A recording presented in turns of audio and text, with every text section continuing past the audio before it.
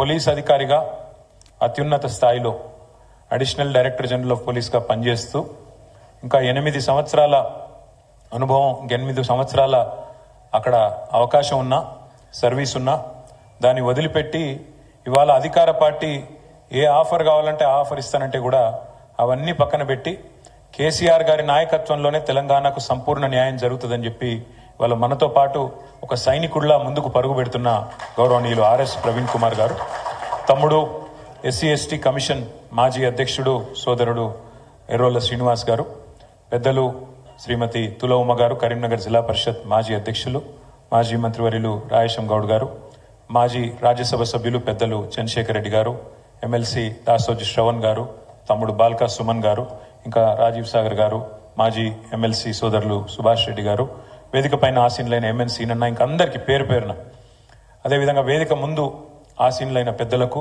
పత్రికా మిత్రులకు పేరు పేరున అందరికీ హృదయపూర్వకంగా డాక్టర్ బాబాసాహెబ్ 135వ జయంత్యుత్సవ శుభాకాంక్షలు మీ అందరికి కూడా తెలియజేసుకుంటా ఉన్నాం.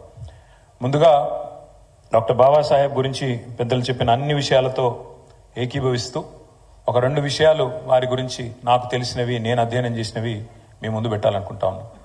మొన్న చెన్నైలో తమిళనాడు ముఖ్యమంత్రి MK స్టాలిన్ గారు ఈ దక్షిణాది రాష్ట్రాలకు, ముఖ్యంగా ఈ దేశంలో చాలా ప్రోగ్రెసివ్గా ముందుకు పోతున్న రాష్ట్రాలకు కేంద్ర ప్రభుత్వ వైఖరి వల్ల ఇప్పుడు ఏదైతే డీలిమిటేషన్ అని చెప్పి మన గొంతు కోసే ప్రయత్నం చేస్తున్నారో, గొంతు నొక్కే ప్రయత్నం చేస్తున్నారో దానికి సంబంధించి ఒక సమావేశం పెడుతున్నాం, మీరు మీ పార్టీ తరఫున మరి ప్రతినిధులను పంపండి అని మన పార్టీ అధ్యక్షులు పెద్దలు కేసీఆర్ గారికి వారికి ఉత్తరం రాయడం జరిగింది.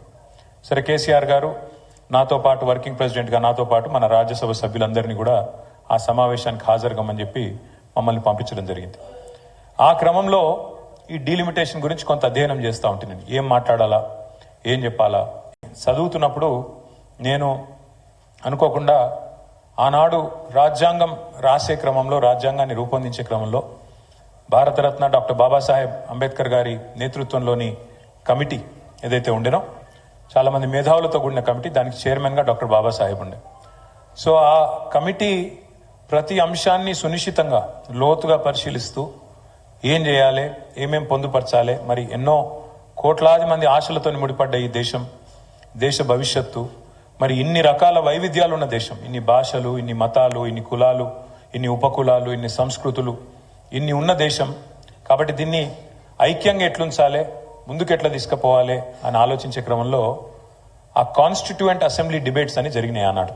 అంటే ఆ రోజు ప్రతిదాన్ని చాలా ప్రజాస్వామికంగా, ప్రజాస్వామ్య స్ఫూర్తితోని ఏ అంశమైనా లోతుగా చర్చించి ఫైనల్గా రాజ్యాంగంలో పొందుపరిచినారు. ఆ రాజ్యాంగంలో పొందుపరిచే క్రమంలో ఒక చర్చ జరుగుతుంది. కొత్త రాష్ట్రం భారతదేశంలో ఏర్పాటు కావాలి అంటే ఎట్లా జరగాలి, రాజ్యాంగం దానిలో ఏ రకంగా రాజ్యాంగం మనం దీన్ని అర్థం చేసుకోవాలని చెప్పి చర్చ జరుగుతుంది. చర్చ జరిగితే కొంతమంది అందులో సభ్యులు మాట్లాడుతూ ఏ రాష్ట్రం నుంచి అయితే వేరుపడదలుచుకున్నారో ఆ రాష్ట్రం యొక్క అనుమతి ఉంటేనే, ఆ రాష్ట్రం యొక్క శాసనసభ తీర్మానం చేస్తేనే వేరుపడాలే, లేకపోతే కుదరదు అని కొంతమంది వాళ్ళు ప్రపోజ్ చేస్తారు, ప్రతిపాదిస్తారు. దాని మీద చర్చ చాలా జరుగుతుంది, 2 రోజులు 3 రోజులు చర్చ జరుగుతుంది. ఆఖరికి చైర్మన్గా డాక్టర్ బాబాసాహెబ్ అంబేద్కర్ గారు ఒక మాట చెప్తారు. 2 అన్నదమ్ముళ్ళు ఉంటే చిన్నవాడు నాకు అన్యాయం జరుగుతుంది, నేను ఏరుపడతా అంటే పెద్దవాడి అనుమతి కావాలంటే కుదరది, మందబలంతో మరి నాకు సంఖ్య ఉంది కదా, నేను పెద్దవాడిని కదా, నాకు శక్తి ఉంది కదా, కాబట్టి నేను చిన్నవాడిని శాశ్వతంగా తొక్కి పెడతా అంటే ఆ చిన్నవాడికి ఎన్నటికి కూడా న్యాయం జరగది. ఇదే సూత్రం కొత్త రాష్ట్రానికే కాదు, అల్పసంఖ్యాకులుగా ఉండే మైనారిటీలకు వర్తిస్తుంది, తక్కువ సంఖ్యలో ఉండే మరి ఇతర వర్గాలకు కూడా వర్తిస్తుంది. అదే మాదిరిగా అంటే దానికి ఒక అద్భుతమైన మాట వాడతారు వారు, టిరనీ ఆఫ్ మెజారిటీ.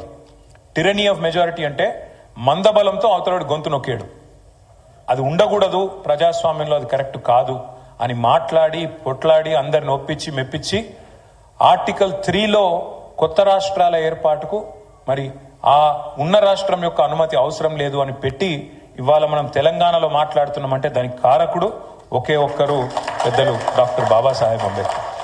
అంటే ఆయన ముందు చూపు గురించి చెప్పడానికి, అంటే ఆయన దశాబ్దాల తర్వాత వచ్చే పరిణామాలను కూడా ఊహించి ఎట్లా అర్థం చేసుకోవాలి భారత సమాజాన్ని అని ఆలోచించి తర్కంతోని లాజికల్గా ఆయన తీసుకున్న ఆనాటి ఒక నిర్ణయం మనకు అల్టిమేట్గా రాష్ట్రం ఏర్పడడానికి దోహదపడ్డది. కానీ ఇవాళ 78 సంవత్సరాలు స్వాతంత్రం వచ్చిన తర్వాత, రాజ్యాంగం అమల్లోకి వచ్చిన తర్వాత దాదాపుగా మరి 73 సంవత్సరాలు. ఒకసారి మనం ఆలోచించాల్సిన అవసరం ఉంది. అంటే బాబాసాహెబ్ యొక్క ముందు చూపు, ఆయన ఆలోచన ఎంత గొప్పదంటే, ఆయన నిజంగా చెప్పాలంటే కొంతమంది కేవలం ఆయన కొన్ని వర్గాలకు నాయకుడు, అందులో ముఖ్యంగా ఆయన దళిత జాతిలో పుట్టిండు కాబట్టి, దళిత బిడ్డ కాబట్టి ఆయన దళిత జాతికి మాత్రమే నాయకుడు అన్నట్టుగా కొంతమంది ఆయనని తక్కువ చేసే ప్రయత్నం చేస్తారు.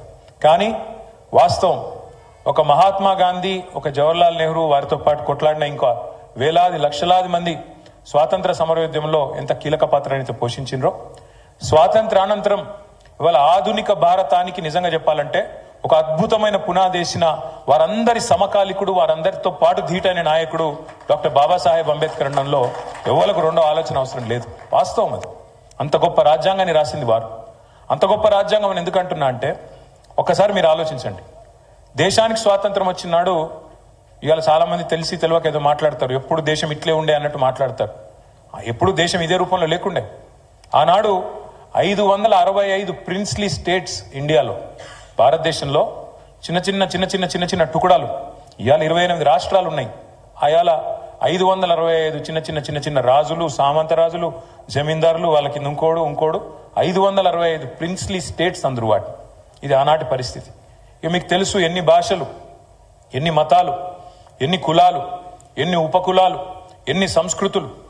నలుగురు కలిసి ఉండాలంటే చాలా కష్టం. నలుగురు మనుషులు కలిసి ఉండాలంటే ఏదో ఒకటి చూసుకుంటారు. వాని కులం నాదొకటి కాదనో, వాని మతం నాదొకటి కాదనో, వాని భాష నాదొకటి, ఏదో ఒకటి మొత్తానికి కలిసి ఉండు కష్టం. మరి అట్లాంటిది ఇన్ని వైవిధ్యాలు ఉన్న ఈ దేశాన్ని శాశ్వతంగా ఒక సుదీర్ఘకాలం ఉండాలి, కలిసి ఉండాలి అంటే ఏం చేయాలి అని ఆలోచన చేసి డాక్టర్ బాబాసాహెబ్, ఆ తర్వాత మొట్టమొదటి SRC doctor Fazal Ali, supreme court మాజీ జడ్జి, అందరూ కూడా ఆలోచించి చాలా మంది మేధావులు గట్టి పునాది పడాలి, దేశం ఐక్యంగా ఉండాలి, భవిష్యత్తులో కూడా విచ్ఛిన్నం కావద్దు. ప్రపంచంలో ఎన్నో దేశాలు విచ్ఛిన్నం అవుతున్నాయి, కానీ మన దేశం అట్లా కావద్దు, శాశ్వతంగా ఈ దేశం అజరామరంగా ఉండాలని చెప్పి ఆలోచన చేసి ఆనాడు భాష అనే ప్రాతిపదికన మొదటి ఎస్ఆర్సి పేరిట వారు మరి రాష్ట్రాలు ఏర్పాటు చేయాలని ఒక ఆలోచన తీసుకొని వస్తారు. అప్పుడు కూడా డాక్టర్ బాబాసాహెబ్ ఒక మాట చెప్పిండు. ఆనాడే ఆయన ఎంత గొప్పవాడంటే, భాషా ప్రాతిపదిక రాష్ట్రాలు అనే మాట వచ్చినప్పుడు ఆయన ఒక గొప్ప మాట చెప్పిండు. అది కూడా మనం గుర్తు చేసుకోవాలి ఈరోజు. ఒక రాష్ట్రంలో ఒక భాష ఉండాలనేది మంచి ఆలోచననే, ఎందుకంటే అట్లా కొంత సారూప్యత ఉంటుంది, ఒకరితో ఒకరు అదే భాషలో మాట్లాడుకునే కథ ఉంటుంది, పంచాయతీలు తక్కువైతాయి అని చెప్పుకుంటూ ఒక రాష్ట్రంలో ఒక భాష ఉండాలనేది మంచి ఆలోచననే. కానీ ఖచ్చితంగా ఒక భాష ఒకటే రాష్ట్రంలో ఉండాలన్నది మాత్రం తప్పు. అవసరమైతే ఒక భాషకు 4 రాష్ట్రాలున్నా తప్పులేదు, 5 రాష్ట్రాలున్నా తప్పులేదు అని చెప్పి ఆనాడే మన తెలంగాణ ఏర్పాటుకు కూడా ఆనాడే అంత దూరం ఆలోచించి, అంటే తెలంగాణ అనే కాదు, ఎవరైనా సరే అవసరమైతే అడ్మినిస్ట్రేటివ్ కన్వీనియన్స్ కోసం, పరిపాలన సౌలభ్యం కోసం చిన్నగా ఉంటే తప్పేం లేదని ఆలోచన చేసిన నాయకుడు డాక్టర్ బాబాసాహెబ్. బాబాసాహెబ్ అంబేద్కర్ గారి గొప్ప నాయకత్వంలో, వారి ఆలోచనలో, ఆనాడు న్యాయశాఖ మంత్రిగా వారు తీసుకున్న కొన్ని నిర్ణయాల వల్ల అల్టిమేట్గా భారత రాజ్యాంగం ఒక పటిష్టమైన పునాది మన దేశానికి వేసింది. ఇవాళ కూడా అదే రాజ్యాంగం, పాలకులు మారొచ్చు, పాలకులు అప్పుడప్పుడు తప్పులు చేయొచ్చు, పాలకులకు అప్పుడప్పుడు కొన్ని వేరే ఆలోచనలు రావచ్చు, కానీ అల్టిమేట్గా ఆ రాజ్యాంగం దాన్ని కాపాడాల్సిన వ్యవస్థలు పటిష్టంగా ఏర్పాటు చేసి, అంటే ఇవాళ మీరు చూసినారు, నిన్న సుప్రీంకోర్టు నిన్న ఒక తీర్పు ఇచ్చింది. తమిళనాడు గవర్నర్ గారు ఒక 12 బిల్లులు అక్కడి రాష్ట్ర మంత్రివర్గం ఆమోదించి 12 బిల్లులు పంపింది. ఏది గవర్నర్. గవర్నర్ ఏం చేసిండు, నా ఇష్టం, నేను దీన్ని సంతకం పెట్టా అని చెప్పి 7 నెలల్లో 10 నెలల్లో ఆయన కింద పెట్టుకున్నాడు, కూర్చున్నాడు. సంతకం పెట్టలే, నేను పెట్టా అన్నాడు. అల్టిమేట్గా ఏమైంది, తమిళనాడు ప్రభుత్వం విధి లేక సుప్రీంకోర్టుకు పోయింది. మనకు కూడా గతంలో అయింది, మీకు యాదకు ఉండాలి. మనం పంపిన బిల్లులు కూడా ఇట్లే పైకి వెళ్ళి ఫోన్ రాకపోతే, మోడీయో అమిత్ షానో ఫోన్ చేయకపోతే నేను చెయ్యా, ఎందుకంటే మీరు వాళ్ళు మాతో ఒకటిగా లేరు కాబట్టి మేము చెయ్యమని చెప్పి గతంలో కాంగ్రెస్ ఉన్నప్పుడు అదే పని చేసింది, ఇప్పుడు బీజేపీ ఉన్నప్పుడు గవర్నర్ల వ్యవస్థను అట్లే దుర్వినియోగం చేస్తూ ఉన్నారు. చేస్తే తమిళనాడు ప్రభుత్వం నిన్న కోర్టుకు పోయింది, సుప్రీంకోర్టు తీర్పునిస్తూ స్పష్టంగా చెప్పింది, భారత రాజ్యాంగం ప్రకారం గవర్నర్ పాత్ర చాలా చిన్నది. అల్టిమేట్గా ప్రజాస్వామ్య దేశంలో ప్రజలు ఎన్నుకున్న ప్రభుత్వాన్ని ఫైనల్ వర్డ్ కావాలి. వాళ్ళు ఏదైనా బిల్లు పంపితే నువ్వు ఫలానా రోజుల్లో గిన్ని రోజుల్లో నువ్వు